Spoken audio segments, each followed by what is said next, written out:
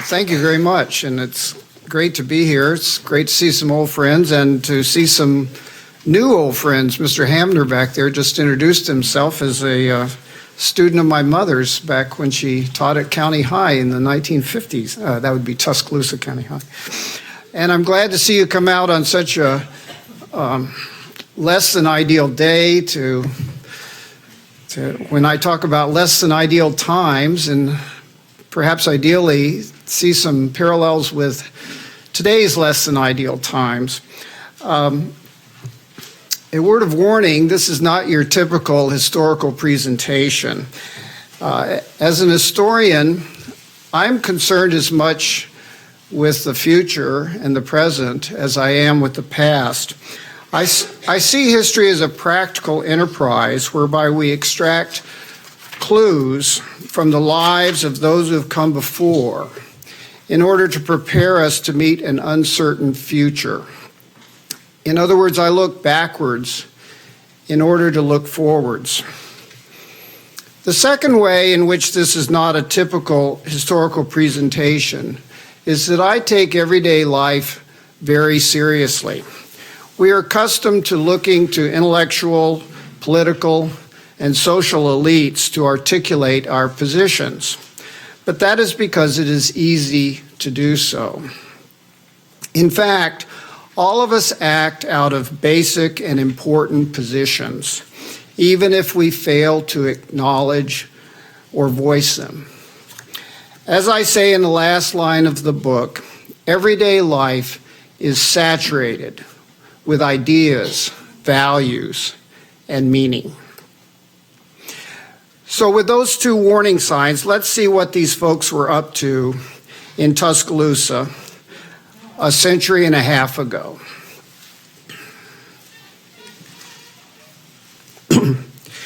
On the 28th day of August, 1868, two men met in downtown Tuscaloosa.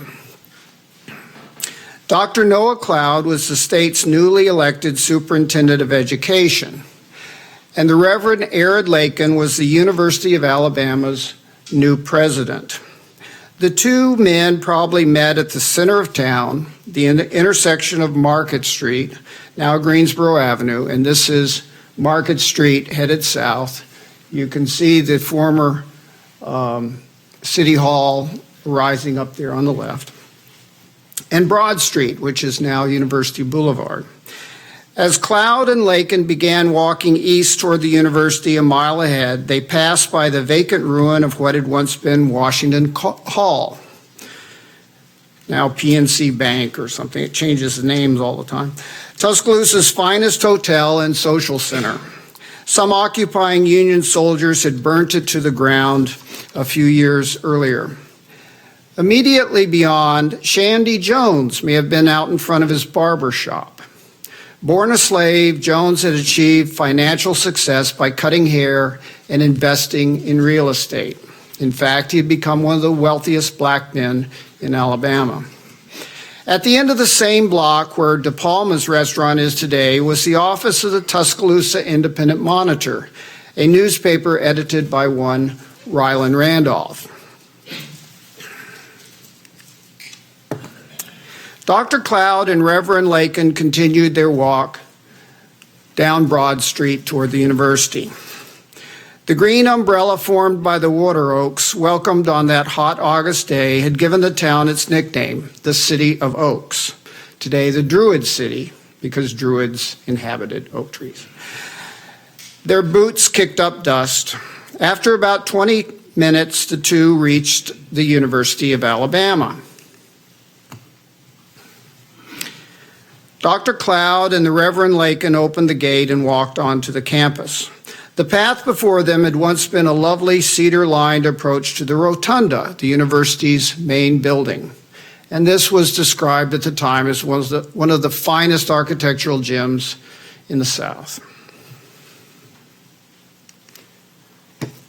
But now the path led through mounds of rubble, all that remained of a once grand campus that Yankee raiders had burned to the ground during the last weeks of the war.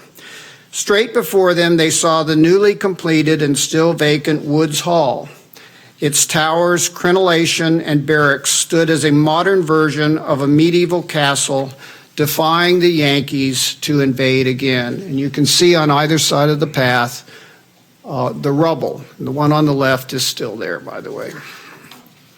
The mound, it's called.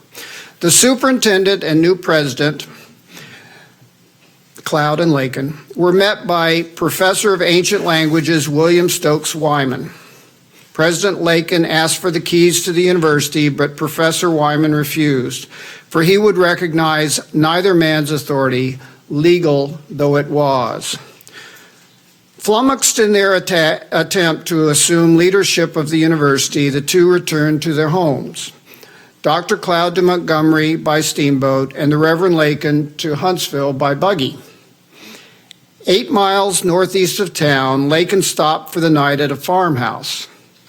Sitting on the porch about 9 that evening, he began to hear the sound of horses. "Sit still," his host warned. Some dozen armed and disguised Ku Klux Klansmen galloped past, a rope and noose clearly visible.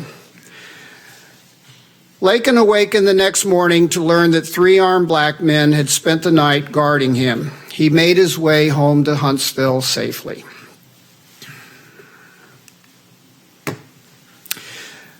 Four days later, a crude woodcut appeared on page 2 of the Tuscaloosa Independent Monitor, the newspaper edited by Rylan Randolph, entitled A Prospective Scene in the City of Oaks, 4th of March, 1869.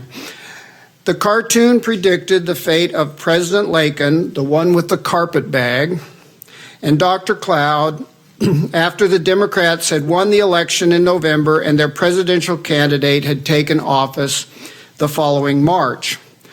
The very long caption explains that the two men were particularly despised as the great pests of Southern society. Lakin, because he was a carpetbagger, that is, a Republican from the North who had come south after the war.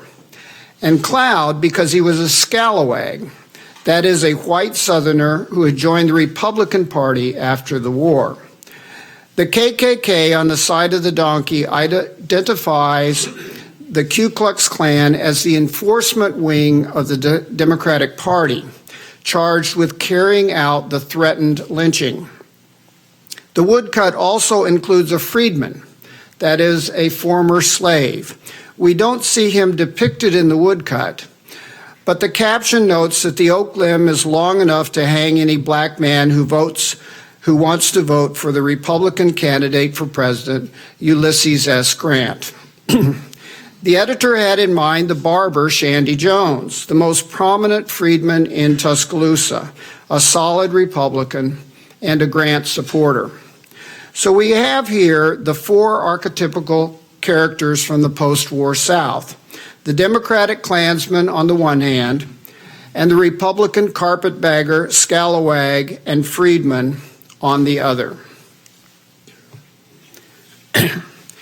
This woodcut, published in a small-town newspaper, ultimately became the most famous political cartoon to emerge from Reconstruction. It was even credited, ironically enough, with winning the White House for the Republicans by enraging Northern voters when they saw it reprinted in newspapers throughout the country, all the way from Maine to California.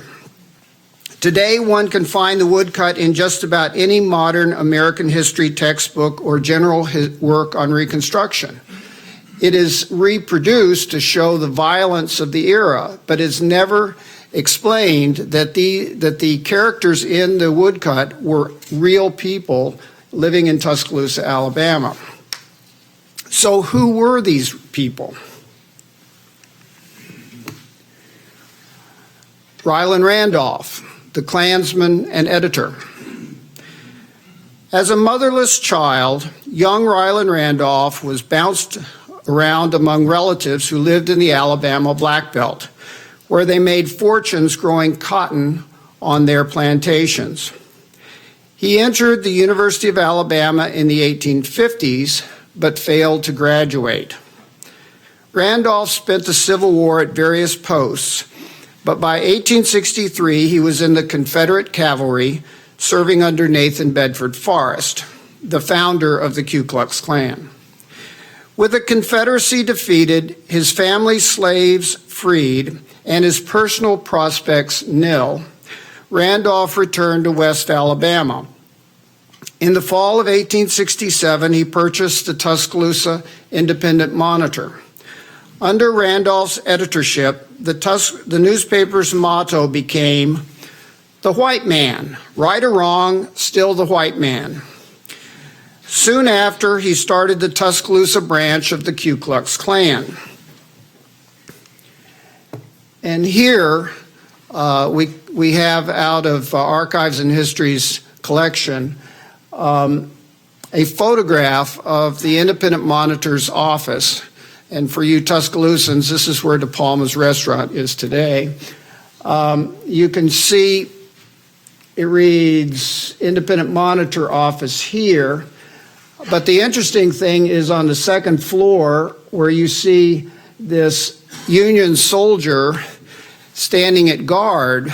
At this point, it reads, by the way, Monitor Office under Federal Guard, 1868, paper suppressed. At various points, Rylan Randolph went over the top, and at this point, he was arrested in Selma, and the newspaper was shut down, and that's when this photograph was taken. Each issue of his newspaper continued his theme of the superiority of the white race and the legitimacy of using violence to maintain that status, especially against Republicans who opposed the Democrats in their campaign to reestablish the old order.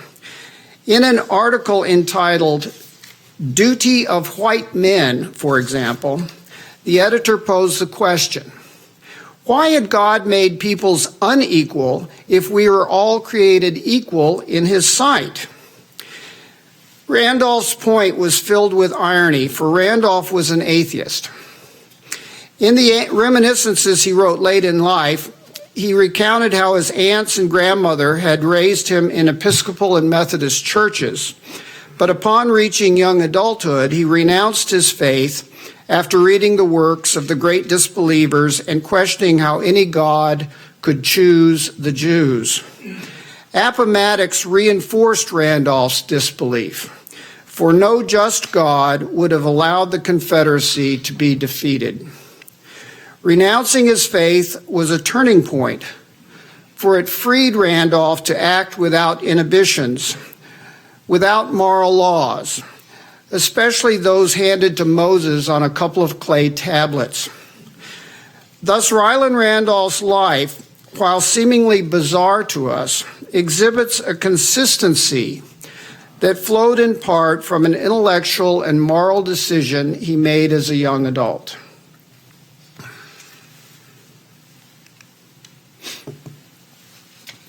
Arid Lakin, the carpetbagger, University of Alabama president and minister. Arid Lakin's life was the mirror image of Rylan Randolph's. Lakin was born in rural upstate New York to a family of atheists. Lakin recounted how, at the age of 20, he discovered that the young ladies in the neighborhood were going to attend a Methodist revival instead of the upcoming dance.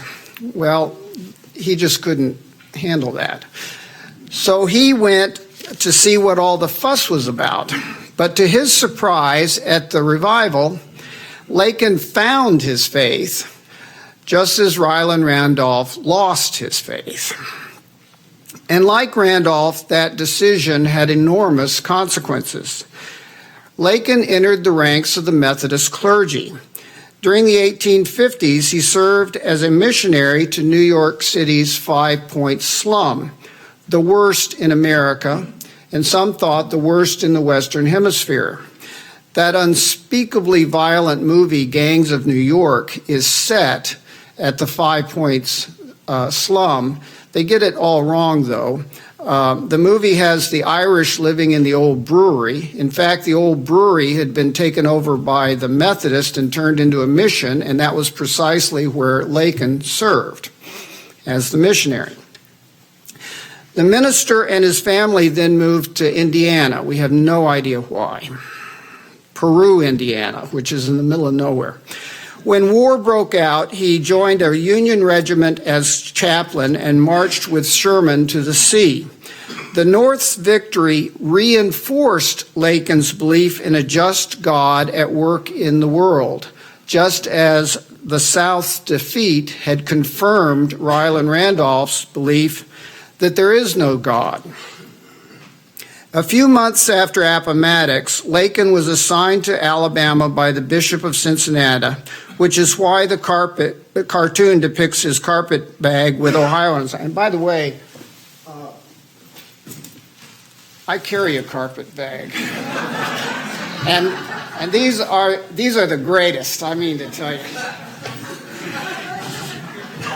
My wife won't let me she takes it over. I can't even use it half the time.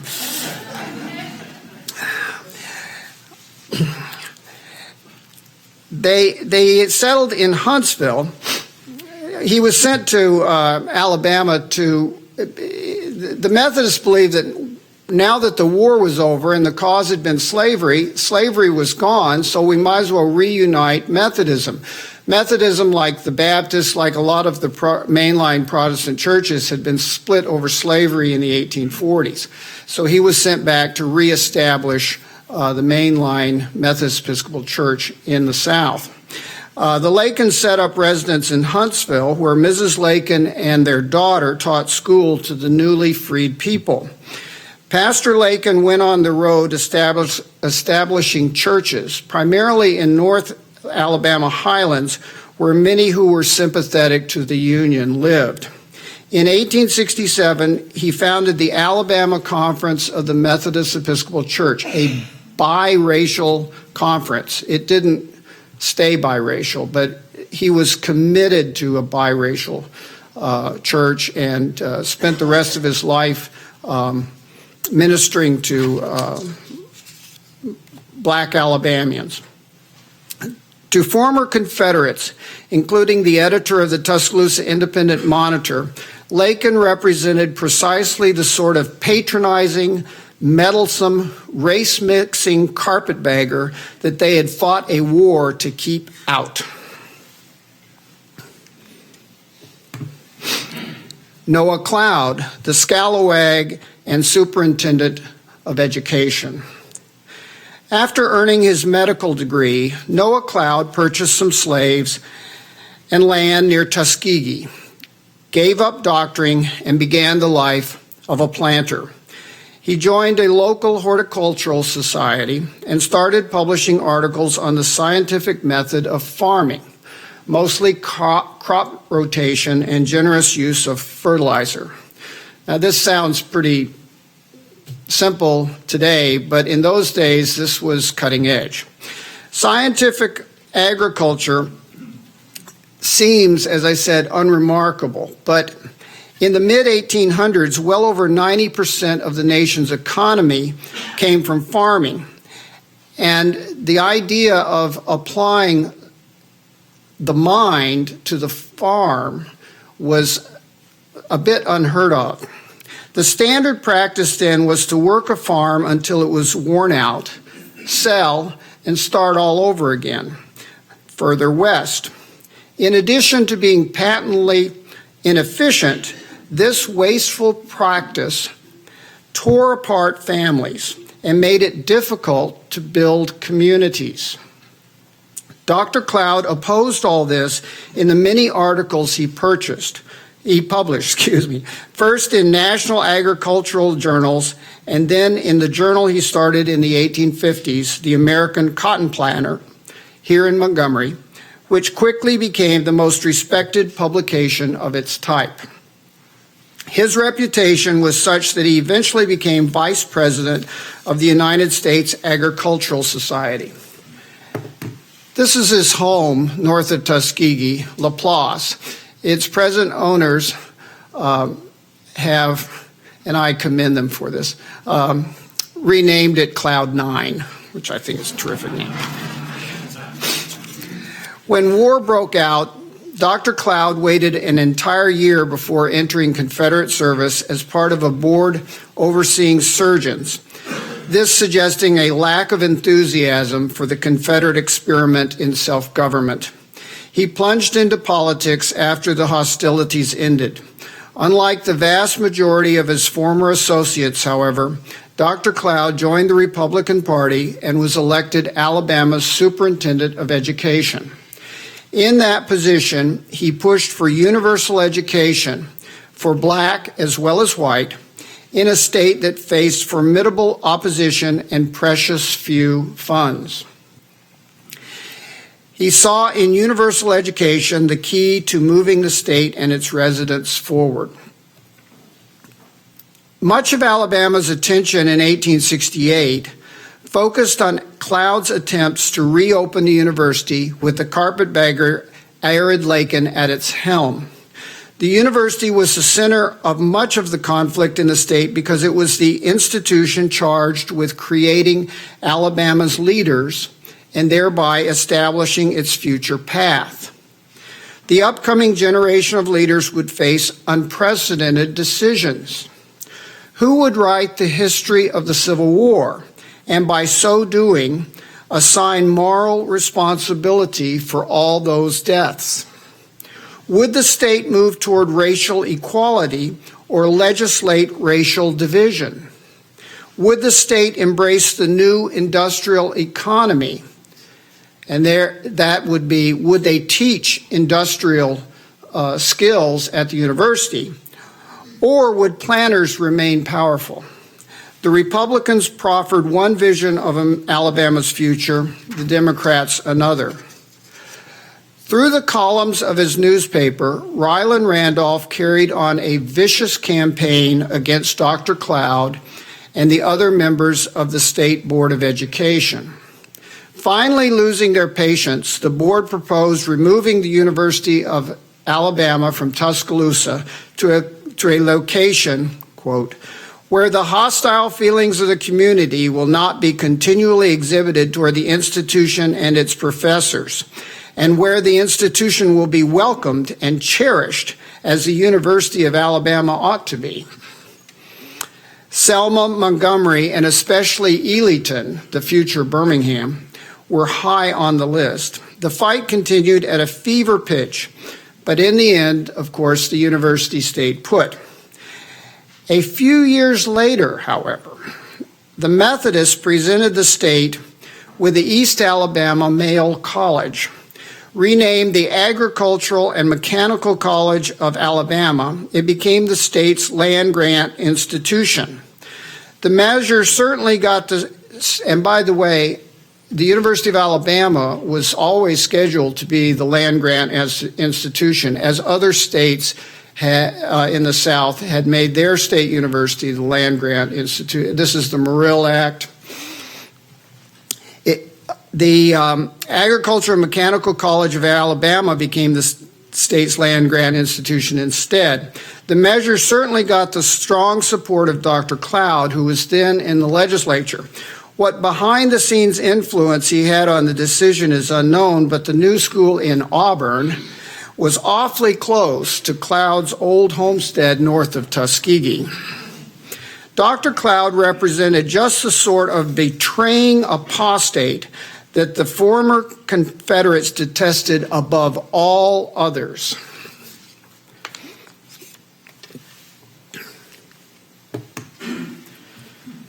Shandy Jones, the freedman and barber. A few days before his 4th birthday in 1820, Shandy Jones was emancipated along with his mother and 3 siblings. The reason was that his owner was also his father. Indeed, Jones was probably 3/4 white, and his photograph suggests a man who could have passed for white. And we think that this is a self-portrait because Shandy Jones dabbled in photography. This is taken, we think, after the war. And I have to thank the family for use of this photograph. The Jones family continues to this day, very proud family, and has kept all the records. By 1837, he was married and residing in Tuscaloosa, then the state capital and a vibrant town. He made his living barbering, which was a typical profession for free blacks. Indeed, across the South, most barbers were free blacks. Jones used the proceeds from cutting hair to purchase enslaved loved ones and to invest in real estate. He did well enough to build a fine two-story house in the western part of town. And I want you to look at this picture, this engraving. This is out of an engraving of a barbershop in Richmond, Virginia. And just think what's going on here. Here are a couple of white guys getting shaved, reading the newspaper, talking to each other, ignoring the barbers. And I think you can pretty well figure out what they're doing here. They're talking about what's in the newspaper. There's a lot of money to be made. Looks like so-and-so is selling some property down the street. Somebody had some money. I bet they could really make a fortune if they bought that property, and on and on and on. And what are the barbers doing? They're listening, right. That's exactly what Shandy Jones did. And as I said earlier, he became one of the wealthiest black men in the would be. For all that, Jones and free insurance were able to bear city law and find the free through further not final and free. Free skag. No cost for I just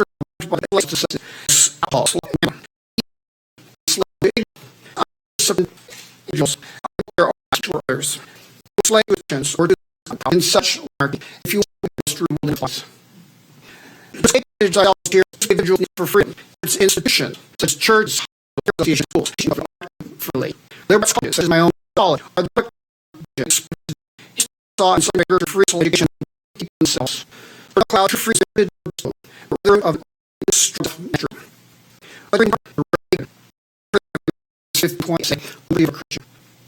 nature.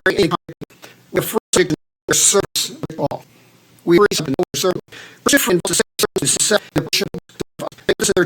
as a function of free of freedom free with something free to ease, free freedom to others. For the life and personal lives. Some sharing the same free world free to be service in personal free off. And for list on carpet in life could free. Randolph certainly not here. That is for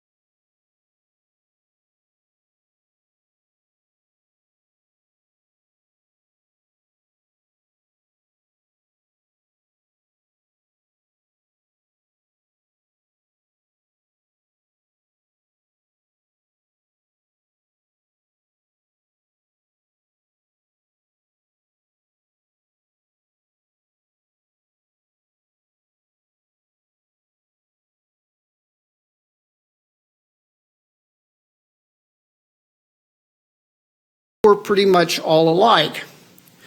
They basically thought alike and valued the same things. All men are created equal, declares the Declaration, and endowed with certain inalienable rights. Thus, inclusion in such a society was a birthright, giving the individual the confidence and authority to act as he would wish. Such is the people's freedom. But the people's enemies were always throwing the natural order out of joint, jeopardizing their freedom. In the 1830s, the enemy was seen as those exploiting the market revolution to unnaturally concentrate wealth. Then came the reforming abolitionists, Republican politicians, and evangelical Christians who used the power of the Union armies to take freedom away from white Southerners and present it to black Southerners. The North sought to extend freedom, quote, to 4 millions of Negroes at the South, end quote, complained former Confederate officer and post-war Democratic politician Wade Hampton. But to secure their freedom, 8 millions of whites are made slaves. After the war, Randolph and other defeated Confederates faced a conspiracy of carpetbaggers, scalawags, and freedmen who yet again sought to deny the people their rights. The unspoken assumption was that the people's freedom was a limited commodity. Freedom needed its opposite in order to make any sense. That some were free necessarily meant that others were unfree. We, the people, necessarily required a they, the enemy. The result was an us against them world, a free versus unfree, zero-sum struggle for supremacy. The same sort of tense standoff that had engaged blacks and white in the South for generations. Anything, even a nasty political cartoon, was justified in helping to restore freedom and the natural order to the people. Certainly, Randolph was excessive. In one of his several gunfights, a stray bullet made its way into the head of an innocent man, and in another into Randolph's leg, which then had to be amputated. Randolph represented just the sort of undisciplined anarchist whom the Whigs feared. And he represented just the sort of self-indulgent atheist that self-denying Christians hope to redeem. For in the words misattributed to Dostoevsky, if there be no God, then everything is permitted. But as a member of the people, Randolph felt himself free to act as he pleased. It is not really so different today. Randolph merely took it further than others. A free people will always need an antithesis, an external evil to blame when our aspirations remain unrealized. Instead of Randolph's conspiracy of carpetbaggers, scalawags, and freedmen, today we indict as enemies of the people those of privilege or political opponents or multinational corporations or a distant big spending government or self-righteous meddlesome moralizers or any of a host of those who frustrate our ambitions. The only question remains, whom shall we include among the people and whom its enemies? By looking closely at Jones, Cloud, Lakin, and Randolph, by framing this incident as a moral essay, I have come to see a depth and richness in the details that could not be grasped merely by recounting a story, framing a political incident, or putting together short biographies. And in looking at those details, I came to see that these four people in 1868 are not so different than us in 2016. Yes, we will never flee from the Klan in our buggies or go about championing immigration to Liberia. But we too are daily confronted with new versions of some of the same moral problems that they confronted. And thus we ask of ourselves some of the same questions that they asked.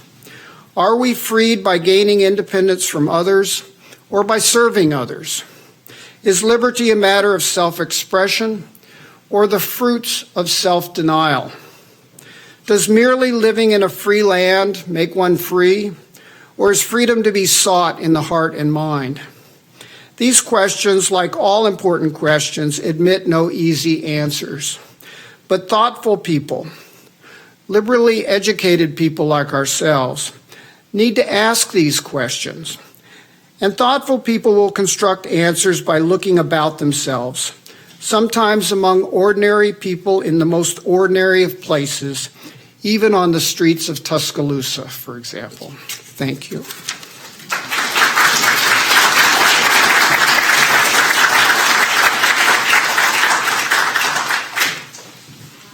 So much, Mr. Hubbs. We have a few minutes for questions. If you will, raise your hand and wait for a microphone to be passed to you because we are recording this. Wesley's on this side and I'm over here.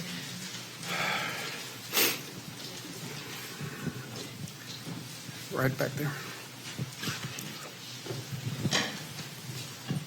I noticed that the picture you had there had papers suppressed. You know, that policy went back to Lincoln. He did the same thing in the North, shut down newspapers and so forth. And you had the question, who would write history? Yes. We have discovered that. It's not us. Somebody writes it. I say somebody. You understand who wrote the history, do you not? The Yankees. Well, I don't know. You don't know, and you're a history professor? I don't know. The Civil War is a bit of the exception to that because there probably much more has been written about the South and the Confederacy than has ever been written about the Union. You're General Lee. If you were going to write a book about a fine fellow, would you write a book about Lee or would you write one about Grant? I'm not a military historian, so I'm going to dodge that question. You are a historian, though. You do know the record of both, do you not? Was one known as the Butcher? I think we have to be careful about... by his own people. I think we have to be real careful about and try to get ourselves into the context of the times. Like today. Like today, and I think we face that. Every generation faces that, and we're seeing that on college campuses today, where people are wanting, and I grant you that, people are wanting to take down statues, and Woodrow Wilson's name is trying to be taken out of Princeton, and all of that sort of thing. I think we have to be very careful about that because people lived in their own time. They had problems that we don't understand. They had influences on their lives that we can only guess at. And that's why I look at it very differently. It's a subtle thing that sometimes people don't quite understand, but I say, what can we learn from their lives? I don't want to judge their lives, but I do want to see what I can extract from their lives, what lessons I can take from them and parallels. And that's not the same thing as judging their lives. One thing we did learn or have not learned from Reconstruction, the state debt on all the southern states was compounded many times. And our national debt now, being $18 trillion, we certainly didn't learn a lesson from most folks back then. Of course, the southern states were a long time coming out from under that debt that was put on us. Well, that too is a very complex issue because before the Civil War, the state revenues were based on almost entirely on slave ownership.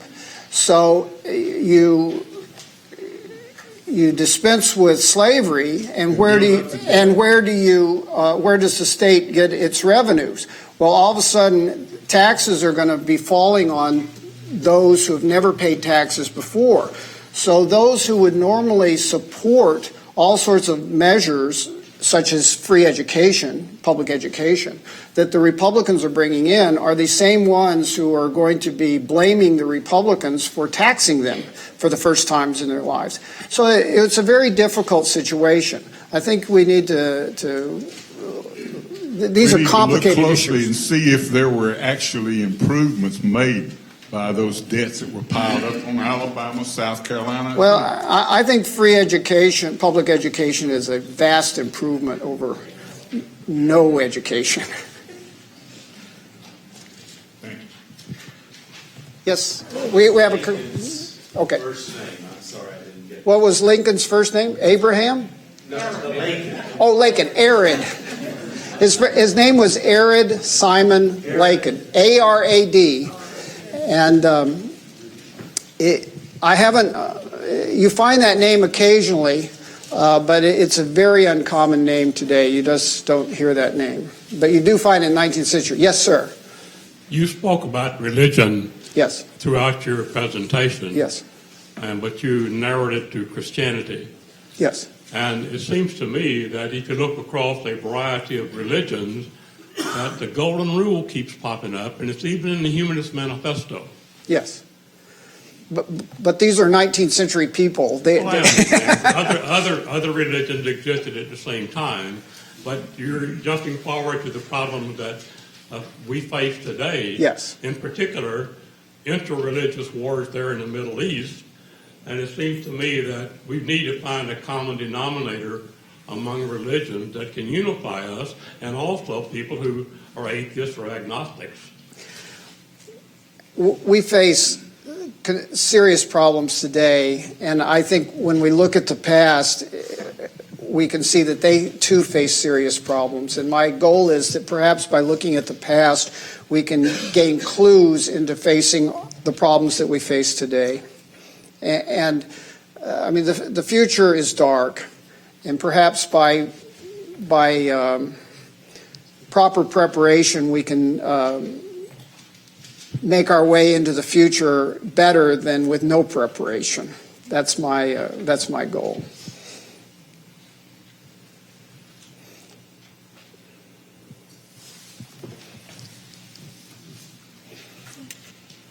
All right, if there. Yep, back on the back. Why do you say the future is dark?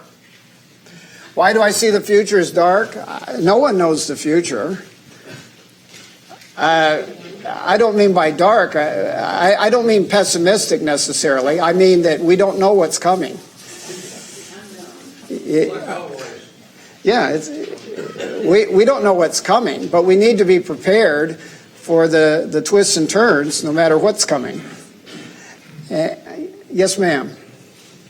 You mentioned that Jones was 3/4 white and worked as a barber, and many other freed African Americans worked as barbers as well. Were they typically biracial too, or could you find a good majority, mostly African American, and not have a biracial background? I don't know what percentage of the free population was biracial, but apparently it was large. But I don't know how that works out with their status as being free or not. I just don't know.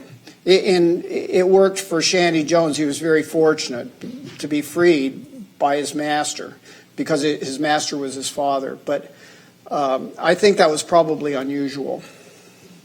Well, it was certainly unusual to be freed out of the blue. So, and he came to Tuscaloosa because Tuscaloosa was such as the new capital, they were building like crazy. People were coming to town. Legislators were coming to town. They needed shaving. And there were a number of free blacks in Tuscaloosa who made a lot of money, actually. Yes, sir. We cover only a very short period of time here, it appears, in this deal. What would you say we're in 1869, and we're covering 4 guys. Yes. And their particular status. It's a very limited view on, quote, Reconstruction, which actually was nothing more than occupation, which, if some would go to the extent to say that we still, even though we were readmitted, we live under today, particularly with federal troops back in the 50s going to Little Rock and mentioned Arthur Lucy and whoever it was else that went to University of Alabama. And under the auspices of the federalized National Guard, etc., Well, how can we get to more depth to cover the various stages of, quote, Reconstruction? I realize it ended about, 1877, supposedly? And we got away from the basic tenets of the Constitution as ruled upon by the Supreme Court, and legislation passed, and we have certainly progressed way past that point. This appears to be the beginning of a total change in the way our public looks upon free enterprise, hard work, what have you. Well, I'm not sure I go along with a lot of what you're saying, but I understand. in fact, many would argue that the South, in the big picture scheme of things, actually won that war, because after Reconstruction, the federal troops left, and the United States government essentially left the South to do as it pleased. And sharecropping and tenancy was, in, as many would call it, slavery in all but name. So there was a lot of work to be done after Reconstruction all over again. So I think we should look at it in a bigger view than that. If I may suggest, sharecropping could be construed as, you say, slavery in another form. But at the same time, it was an enterprise by which people could make a living, meager though it may be. Well, and there were whites as well as blacks. Well, and I don't know what I realize that, but I think we shouldn't use such broad strokes when we do that. All right. Yes. Yeah. I'd like to ask a question. Yes. Before the Civil War, the slaves provided the tax base. You speaking of a property tax on personal property, the slaves being the personal property. Yes. And those taxes flowed to the counties. The state government got taxes or tax money from where? From a portion of the property tax, or what else? I can't answer the details of that. I'm not an expert on that. I wish I could, but I'm not an expert on how it flowed. And when you took the personal property of the slaves out of the tax base, yes, then it had to come from someplace else. And after the war, there were considerable, for example, with the introduction of Alabama's first real educational system, that was not cheap. And the money had to come somewhere. So, and where did it come from? Well, the personal tax. Property taxes? I'm not sure, but it came. But I can tell you that the basis of the tax system was spread much more broadly than it ever had been before, and it caused a great deal of resentment. Okay. At the end of the Civil War and the abolition of slavery, why do you suppose Shandy Jones felt that the best place for blacks to get their freedom would be to go to Liberia? Yeah, that's an interesting question. Why did Shandy Jones still want to go to Liberia? Shandy Jones was a very frustrated man, and you feel this throughout all of his writings. Here's a man who has achieved more success than practically any black man in Alabama, and yet you realize that he has the taste for something more in his life.